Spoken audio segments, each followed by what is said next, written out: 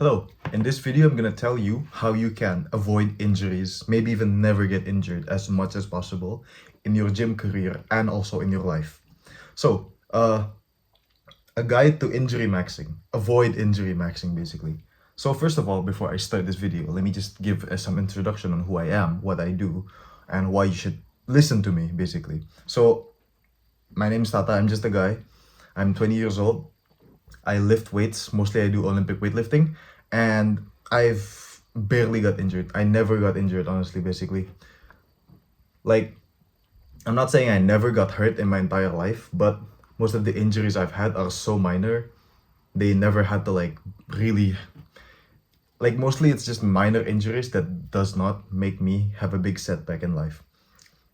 And in my opinion, if I so even though I do say so myself, for a person like me, I do have quite good mobility and flexibility relative to people I know in real life and relative to other people that I see in the gym, whether it's just other strangers in the gym or even some of my friends.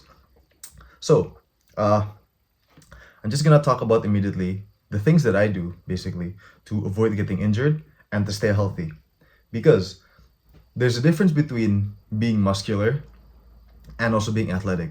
Because I don't know about you, but I do sometimes feel like I see lots of people in the gym. Like, yes, they do have muscle, but the way they move is like weird, you know?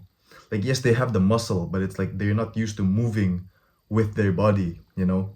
And in this video, basically, I'm gonna teach you not only how to avoid injury, but other useful things for you to know as a gym goer. So first of all, warming up. This is the number one thing that I notice people my age tend to skip.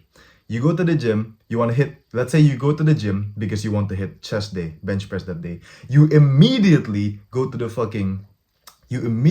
bench press. No warm up, no nothing, and just start loading. Even if you do warm up, it's usually just like, oh yeah, let's say I'm gonna hit the 100 kgpr today. Let me just hit 5 reps with the empty bar, then let's immediately load up 60. You might be able to get away with that when you're young, but I do not suggest doing that in the future because that really will not. Basically, what I'm gonna say is it's gonna be quite risky as you grow older. So, I'm just gonna tell you that my favorite methods of warming up is basically just to warm up, first of all. Because often, let's say you've been in school the whole day, like me, for example, in uni, in a building, indoor building with AC, you can get stiff and cold because of that, right? I do really suggest that you quite literally warm up your body first, whether it's through some cardio, some walking, maybe even some random jumping jacks for like a minute on the platform. Sometimes I do that. I do that a lot, basically. And another method that I like to warm up is you want to use this mindset of you want to prime the movement. For example, here in this image here, it's a screenshot I took from when I was building up to record 70 kg snatch. I'll play it here so you can actually see that I actually do lift weights. And yeah, it's quite a heavy weight, almost my body weight at this point. And yeah, so what I like to do is I like to play around with the empty bar a lot. Basically, you want to prime the movement, just some dynamic movements and activation. It's like waking up your muscle, basically. So like, because I'm doing snatches that day, I'm basically just doing super light snatches with the empty barbell just to tell myself like, oh yes, this is the movement that we're going to be repeating today until a higher and higher weight, right? So for example, other than snatch, if you, let's say, are just more normal gym goer, you don't do snatches or clean and jerks, let's say you just want to do a deadlift session, well, that's fine. Usually what I do is I take the empty barbell and I just do deadlifts for like 10 reps, 15 reps with the empty weightless barbell. And I do that for like 2 sets. The entire point is to prime your muscle, basically. That's quite literally it. Now, after a workout, ideally, as much as possible, you have to cool down. So, if you really have time, I do suggest doing like a full cool down routine, which can involve some light stretching, maybe even some foam rolling, myofascial release to relieve tightness on your body. For example, one of my favorite methods of cooling down is usually after a heavy squat session. I really like to use a foam roll just on my quads, on my glutes, on my hamstrings. they're really good at releasing the tightness in my muscles, especially my hips, because I do really have tight hips from all the load that I'm getting. So yeah. But if you really can't be bothered, I do suggest maybe it's just some light stretches, like 5 minutes, 5 minutes max maybe, and also a little bit of cardio. Just like, and like by little bit, I mean walking around is quite literally enough. So another part of how I never got injured doing this very quite you can say that it's dangerous honestly, because in here I actually have 101 kg. This is a PR attempt of, and I did make it, 101 kilograms above my head. So that's quite a heavy weight. You really want to make sure that your joints are able to do that stuff. Now we're going to be talking about mobility. So ideally, mobility is about bulletproofing your joints. It's, as I wrote here, it's ROM maxing, range of motion maxing, but with control. So the best example I have for this is a deep squat, right?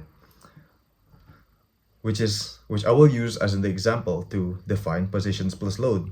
Because most people do get this wrong. They think, oh yes, I can sit in a deep squat, so I have good mobility.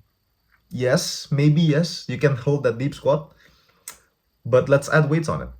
Oh, you fail. That means you're not mobile enough, actually. Like, there's a difference between being able to hold a position and then holding that position and supporting load. For example, in this picture here, that is 80 kg.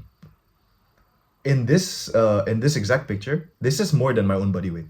I was about 77 kg at the time, and this is a deep squat, ass to grass, with a literal barbell that weighs a little bit over than my own body weight above my head, with narrow grip, as you can see.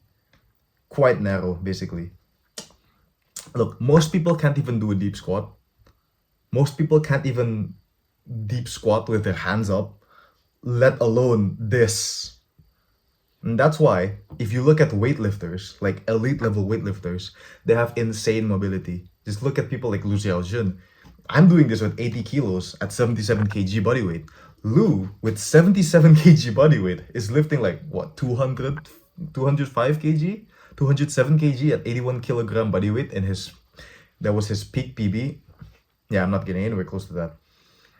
So what I'm trying to say is basically what I've been learning, what I've noticed from my own experience, is that mobility is like having deep range of motion, but then being able to actually control that deep range of motion with weights. So it's involving strength and also mobility. For example, this here is Muhammad Ihab. He is an Egyptian. He's a former weightlifter now. He was active in like 2017. He's an Egyptian weightlifter. Look at this. This is 40 kg on the barbell, and just look at that position. You have no idea how strong his shoulders are. Here is me attempting to do that exact same position using a PVC pipe. I cannot imagine how he can do that with 40 kg. And still, you can see how my hamstrings are still a bit stiff. Meanwhile, his is just completely straight. Right? You notice this position a lot, right? It's in toe touches. You usually learn that for mobility and flexibility. Speaking of flexibility, another factor of why I've been injury-free for most of my weightlifting career, my gym career, is because I'm relatively flexible. This is me attempting to do a front split. It's not perfect, but okay, I challenge 80% of you to even get into that position. 99% of the people that I know in real life that aren't my taekwondo friends, because I actually learned splits because I used to do a lot of taekwondo. 99% of, why do I even use that? Basically nobody. I don't know anybody other than the people in my taekwondo classes or other people that have like gymnastics and ballet experience, usually girls, let alone guys. I do not know any guy in real life that can do a split. Maybe even get a position close to this. So yeah, despite this being, oh, that's not a full split, that's still more than most of you can do. So yeah, with flexibility, it's about how long your muscle fibers can stretch, and also, yeah, basically stretching. There's not much for me to talk about in flexibility because I haven't got too much benefit from flexibility other than it helping me move better. So I will explain more of that in the future when I can. Because honestly, this video is all about just me talking from my own personal experience. A bit of disclaimer here too. I am not a I'm not a professional. This is all from personal experience. Now the final part is fatigue management. So the thing is with people training that I notice nowadays, people seem to be very excited about progressing super fast, trying to get PRs as fast as possible and all that stuff. A mindset I like to have is it's better to have a little bit too little load than too much. And a secondary mindset to that is that I always have this mindset of that when I'm 30, when I'm 40 years old, maybe even 50, I still want to be lifting weights like this above my head. I still want to be doing snatches and clean and jerks, like for fun.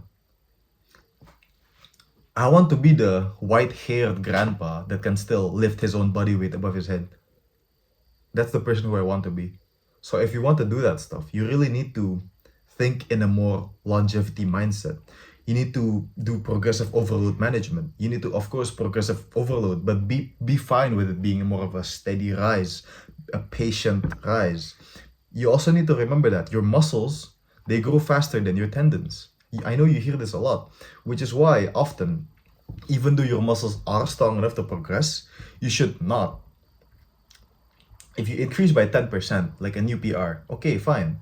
I don't suggest you immediately add another 10% for a new PR. Stay in this new PR zone for a moment, that 10% increase, until that becomes normal, right? And like, take it slow, basically. The entire point is just to take it slow. It's fine. This is not a competition. Like, unless you're competing, in which then you probably have a coach. You shouldn't be listening to me. But for most of us, this is not a competition. We're just doing this for our own lives.